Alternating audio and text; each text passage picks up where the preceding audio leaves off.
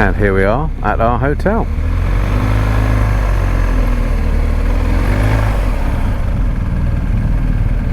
Which looks pretty cool. Right, speak to you in a moment.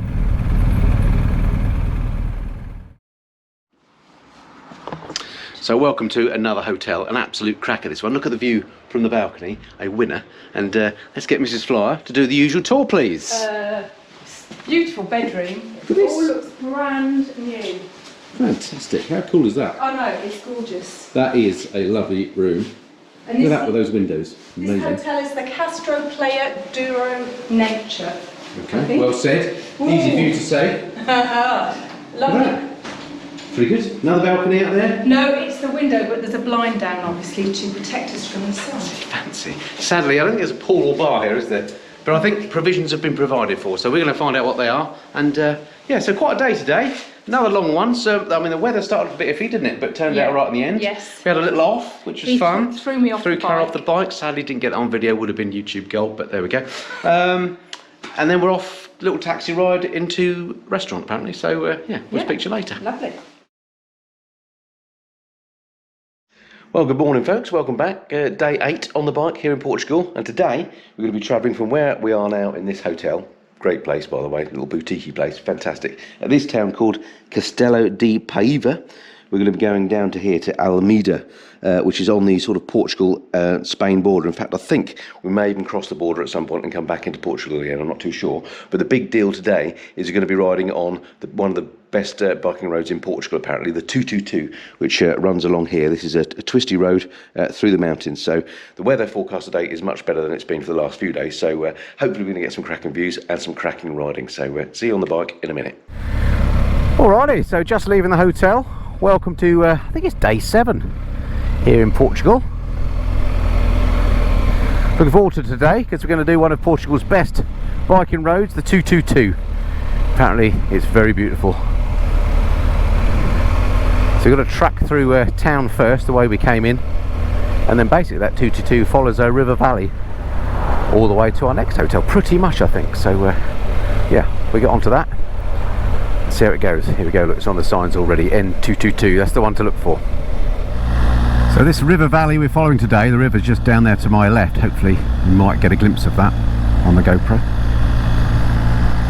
A pretty massive river, and it's the one that flows into Porto, which of course is on the coast, and is what was traditionally used and still used today, in fact, I think, to carry the grapes out.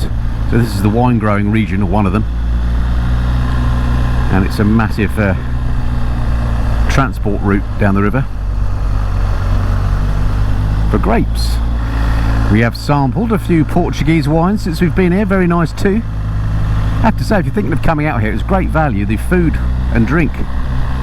Every time we have a meal, it's really nice food, and it seems to be great value as well. So, you know, out for like a posh meal with drinks and it's costing us like 20 euros a head, which seems an absolute bargain to me. Be warned though, here in Portugal they do have a sweet tooth. So that hotel we just left, which I can't remember the name of, but I took a picture of the sign. If I can, I'll stick it on the screen so you can see what it was called. It's a very dark sign with dark lettering, so I don't know if it'll come out, but amazing place. I think it's only been open a couple of months. The owners and proprietors are extremely attentive, very keen to help, lovely people, and homemade all the breakfast this morning. I wish I'd taken a picture of that actually. Homemade croissants, a lot, lots of cakes. They're big on cakes for breakfast. So if you've got a sweet tooth, you'll love it, because it seems they do a lot of sugar here every morning. Oh, nice to come out in the morning and see some blue sky. Not only that, we didn't hit wet cobbles. Brilliant. So just to orient yourselves with us, it's a Friday when we're recording this. It's about 9:45 at the moment. We're expecting a little bit of traffic to start with because we're still relatively near Porto, but it should thin out as we get along the 333. Clouds just laying in the valley over there. Looks amazing. I'm sure that'll burn off soon because it's going to be a nice day today. Beautiful to be out on the dry roads. It's already 19 degrees centigrade. We've gone. We've taken a risk today, and we've gone jeans and summer riding boots. So we're expecting it to get hot. I think later on this afternoon it could peak at about 27. Don't hate me for that if you're watching this in February. Or the depths of a blighty winter. But hopefully it'll brighten your day. Already some vines up here on the right. At the moment it's quite a residential stroke touristy area, I think, along here, so it's quite built up still. I'm expecting it to get more rural as the day goes on. It's weird, it's steep-sided, the river here, and it reminds me somehow of the banks of Lake Como. Have you ever been there? That's similarly steep-sided. Of course it's a lake, not a river, but getting the same sort of vibe, and it's a nice one. Alright, so we're getting into the more rural areas now, and I think this is the way the road's going to be pretty much all day. Not a straight bit, and actually a much better surface than those roads that we were riding yesterday, which were great roads, but surface was a bit intermediate, should we say. If it stays like this today, the surface is just brilliant. Pop this down, I hope you can hear me okay. Sadly you probably can't see in my mirror the view that I got, but it's great. I love it when you see bikes ahead of you and bikes streaming behind you. It's cool.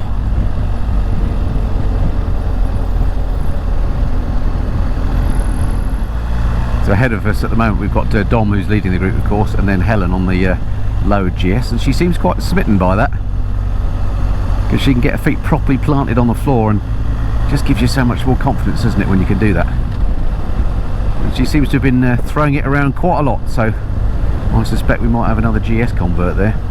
It also makes me think, if and when I come to replace mine, I'm kind of I still love the GS, and mine's starting to get a bit long in the tooth. There's absolutely nothing wrong with it, but it's, you know, 2013 I bought it, Christmas 2013, so quite nice maybe to replace it, but I'm going to wait until the rumoured new models come out.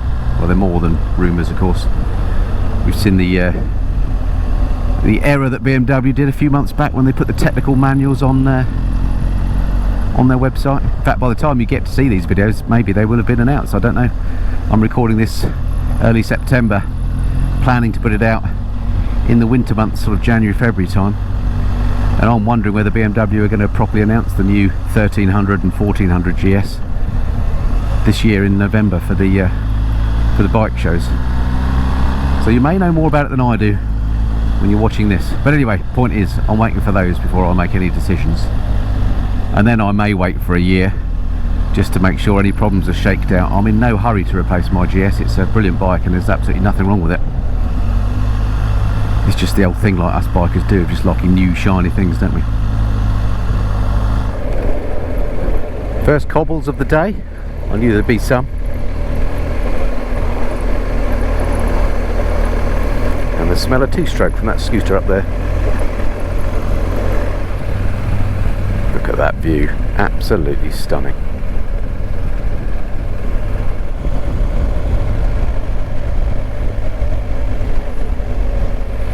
Right, about to cross the river, first of many times I think today. I think it's called the Bastaneca, something like that. Bastanka, that one is anyway. Just read on the sign as we crossed. It's amazing around here. I mean, fantastic place to visit and ride around. But I was just thinking about what it would actually be like to live here. Quite difficult, I would think, because it just takes a long time to get anywhere on these roads. So we're only going to be doing today, I think, about 230 kilometres. So what's that, 160 miles, something like that? But it'll take us the whole day to do it, just because it takes so long on these roads. You're basically just in second and third gear.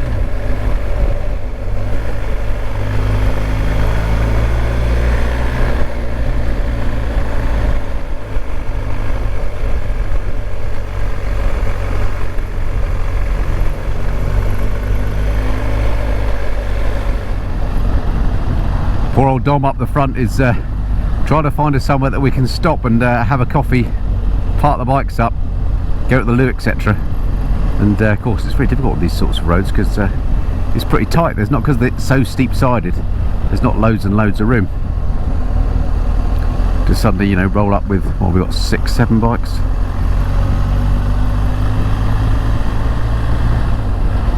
But you needn't worry because it is such a cracking road. Certainly one of the more beautiful ones I've ever seen. Yeah, in fact, thinking about it, I don't think I've ever ridden anywhere quite like this before.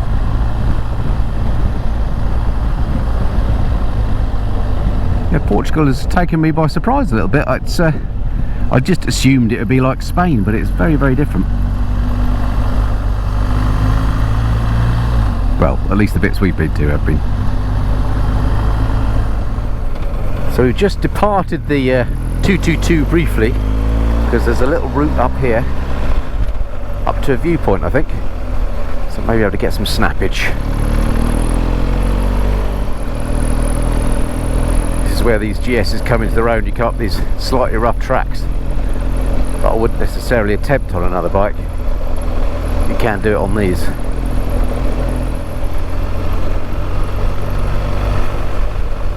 Still climbing.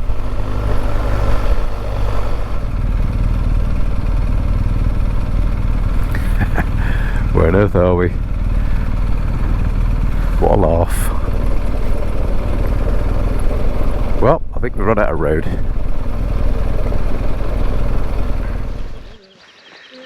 So we reached the end of that particular road.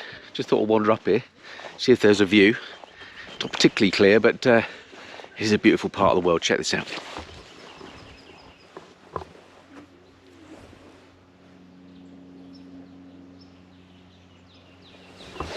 Lovely and quiet, just the buzz of a light aircraft, which I can't complain about that.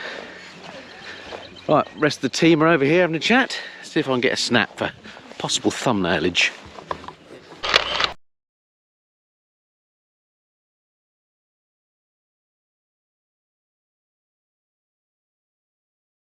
Hey kids, it's Mr. Fly here, hope you're well. One for your diary, do not forget next year's ABR Festival in 2023. It's on from the 23rd to the 25th of June at Ragley Hall, an incredible location. There's all sorts of great stuff there if you're into your adventure bikes, or indeed bikes generally. There's the adventure trail you can ride your bike on. All the main manufacturers are there. There's great speakers, there's amazing food, there's amazing bands. It's an absolutely brilliant event, so do stick it in your diary. I'll see you there on the 23rd to the 25th of June 2023.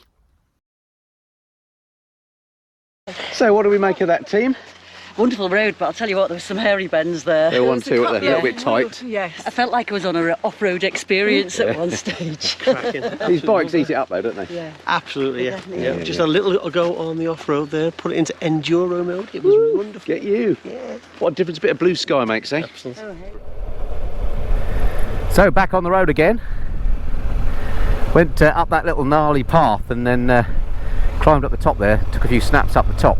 Unfortunately my GoPro threw a wobbly, so I didn't get any shots of us coming back down again, but fixed it now hopefully. If you're watching this, then the GoPro's working again.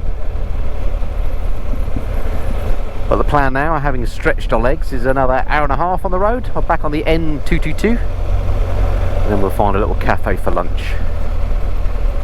But Dom said it was beautiful here. He wasn't wrong, was he? Look at this. Absolutely amazing landscape. If you ever find yourself in Portugal, look out the N222. Must be coming into the posh part now. There's a little marina down here, look. Looks absolutely cracking. Beautiful buildings up the hill there. And they've thrown in some cobblestones for good measure, so all is well.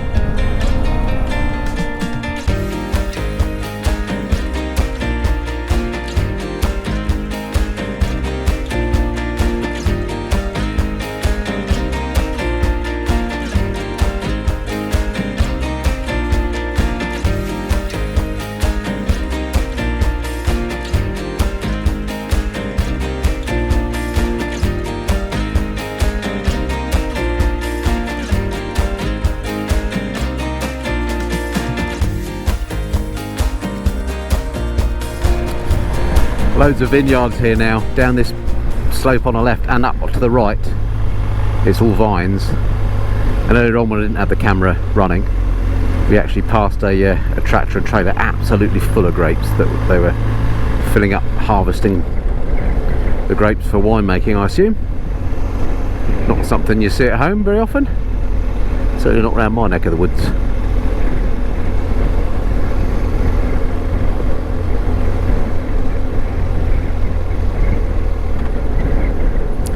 Yesterday a ski resort, today vineyards. Just stopped there for a quick snapshot down the valley. Gorgeous spot there, all the terraces for the vines. Really surprising me, Portugal, completely different to what I expected. I just thought, as I said, it's going to be like basically Spain, but it's much greener. Certainly this bit. Absolutely stunning place. Right, another half an hour or so, we'll find ourselves a lunch stop. Another tough day in the office for me.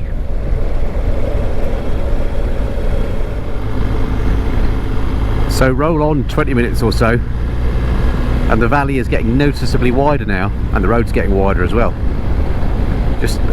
And the steep sides have dropped a bit. It's actually easier riding, to be honest, less nadgery twisties, but so it gives my shoulders a bit of a break, but it's still absolutely beautiful. Look at it. It's a massive river. I hope you can see the bend there just through the gap. And then there's more and more terracing for vineyards.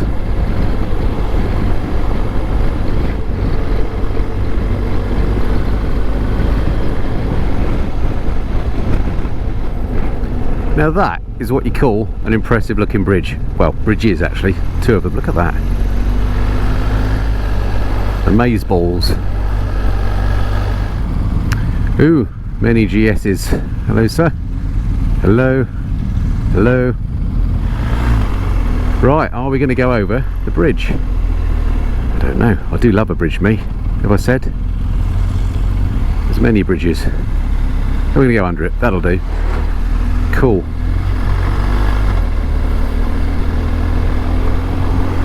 That is quite something.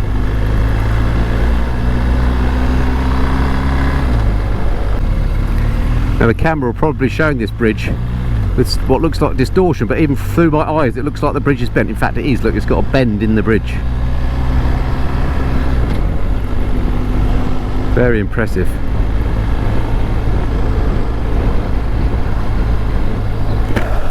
Have I said how much I love a bridge? Cool, that, huh?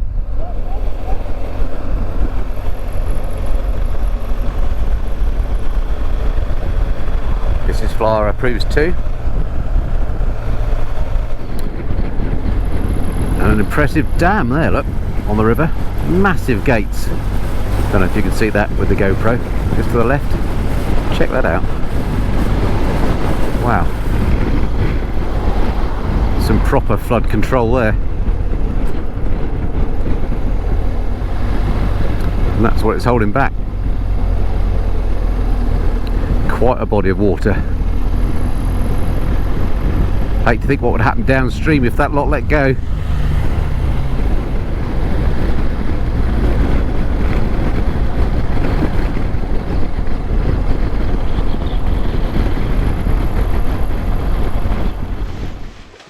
Right, we'll check out this little stop. Try and cross the road without getting killed. Check out that view. It's beautiful. They do, isn't it? Oh, good job. You have a drone now. Amazing how they terrace everything.